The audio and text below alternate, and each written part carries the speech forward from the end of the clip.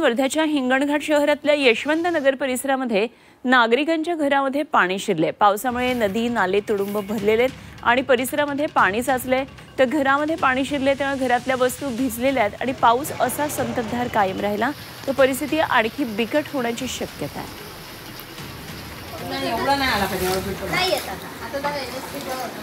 ते मागील 2 ते 3 तासापासून इथं पाऊस चालू आहे आणि या 2-3 तासाच्या पावसामध्ये जर यशवंत नगर सारख्या प्राईम लोकेशन ज्याला हिंगणघाटची बारामती म्हणते अशा लोकेशनवर जर अशी परिस्थिती येत असेल तर तो आपला जुन्या वस्ती म्हणा किंवा जो स्लम भाग आहे तिथं कशी परिस्थिती असेल हे प्रशासनानं थोडंसं लक्षात घेतलं पाहिजे।